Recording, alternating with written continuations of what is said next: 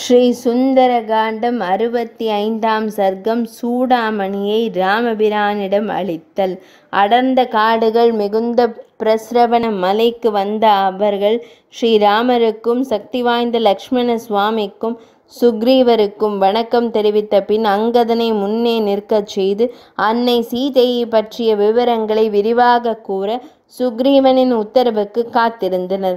பிறகு அன்னை சீதை ராவணனின் மாளிகையின் அந்தப்புரத்தில் சிறை வைக்கப்பட்டிருப்பதையும் அரக்கிகளால் அவர் மிரட்டப்படுவதையும் ராமபிரானிடம் அவர் பக்தியுடனும் விசுவாசத்துடனும் இருப்பதையும் அவர் முடிவை தெரிவிக்க அவருக்கு கெடு வைத்திருப்பதையும் அவர்கள் தெரிவித்தனர்.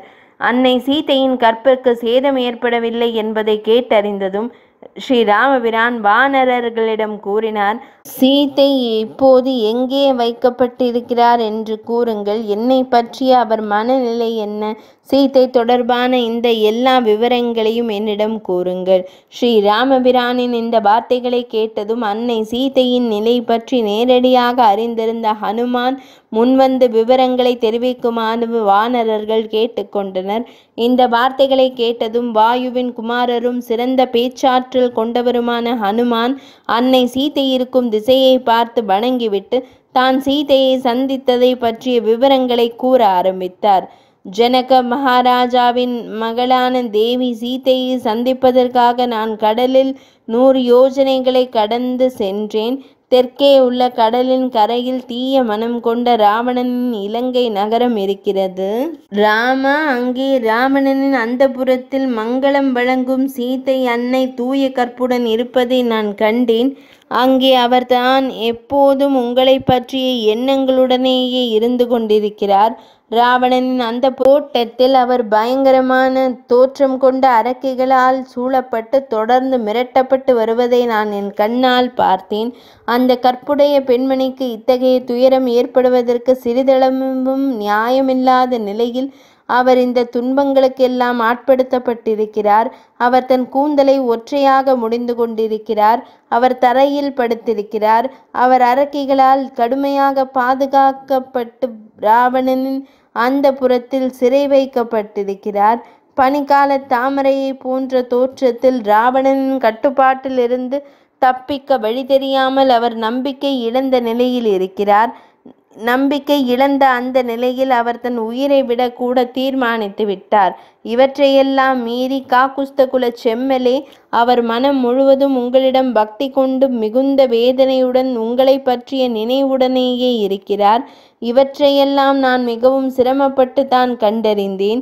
வீரமுள்ளவராகவும் குற்றமற்றவராகவும் உள்ளவரை இக்ஷ்வாகு குல மன்னர்களை புகழ்ந்து பேசியதன் மூலம் என்னால் அவரிடம் நம்பிக்கையை உருவாக்க முடிந்தது. அதற்கு பிறகு என்னால் அவரிடம் உரையாடி இங்குள்ள நிலவரங்களை பற்றிய முழு விவரங்களையும் அவரிடம் தெரிவிக்க முடிந்தது. உங்களுக்கும் சுக்ரீவருக்கும் இடையே ஏற்பட்டுள்ள நட்பு பற்றி அறிந்து அவர் மிகவும் மகிழ்ச்சி அடைந்தார். உங்களிடம் அவருக்கு இருக்கும் பக்தியால் அவர் கவலைப்படுவது உங்களிடம் அவருக்கு இருக்கும் விசுவாசத்தை நிலைநிறுத்தி கொள்வது பற்றி மட்டும்தான். உயர்ந்தவரே, உங்களிடம் நிலையான பக்தி மற்றும் விசுவாசம் என்ற இந்த தவத்தை செய்து கொண்டிருக்கும் அந்த உயர்ந்த பெண்மணியை என்னால் காண முடிந்தது. எல்லாம் அறிந்தவரான ரகுகுல திலகரே, நீங்கள் சித்திரக்கூடத்தில் இருந்தபோது ஒரு காகம் தொடர்பான ஒரு சம்பவத்தை உங்களுக்கு நினைவூட்டும்படி அன்னை என்னிடம் கூறினார். அன்னை கூறினார், வாயுகுமாரரே, நான் தெரிவித்த எல்லா விவரங்களையும் ஸ்ரீராமபிரானிடம் கூறுங்கள். மனத்துக்கு அதிக மகிழ்ச்சி அளிக்கக்கூடிய இந்த சூடாமணியை நான் பாதுகாத்து வருகிறேன். அதை யாரும் பார்க்காத வண்ணம் நான் வைத்து கொண்டிருக்கிறேன். சுக்ரீவருடன் இருந்து கொண்டு என்னை பற்றிய விவரங்களை ஸ்ரீராமபிரான் உங்களிடமிருந்து கேட்டுக்கொண்டிருக்கும் போது இதை நீங்கள் அவரிடம் கொடுங்கள். அவர் இதை உங்களுக்கு என் மூலம் அனுப்பியிருக்கிறார். நீங்கள் அவருக்கு சாயப்பொட்டு வைத்த சம்பவத்தையும் அவர் உங்களுக்கு நினைவுபடுத்தினார் என்று கூறுங்கள். அளவற்ற பெருமை கொண்ட ராமபிரானே, மான் போன்ற கண்களுடனும் சக்தி இழந்த உடலும் கொண்ட ராவணனின் அந்த புறத்தில் சிறை வைக்கப்பட்டிருக்கும் இன்னமும் ஒரு பத்தினி பெண்ணுக்கான கடமைகளை பின்பற்றி கொண்டிருக்கும் அந்த பெண்மணி உங்களிடம் இவ்வாறு கூறுமாறு என்னிடம் தெரிவித்தார்.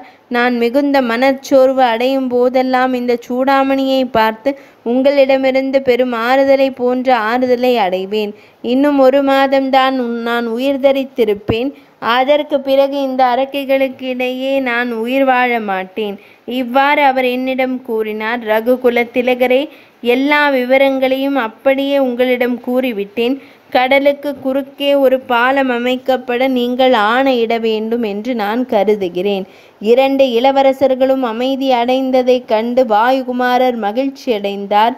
அடையாளமாக சீதையால் கொடுக்கப்பட்ட சூடாமணியை, அன்னையிடமிருந்து பெற்று வந்த சூடாமணியை ஸ்ரீராமபிரானின் திருக்கரத்தில் கொடுத்துவிட்டு நடந்தவை அனைத்தையும் முதலில் இருந்து அவரிடம் கூறினார் ஹனுமான்.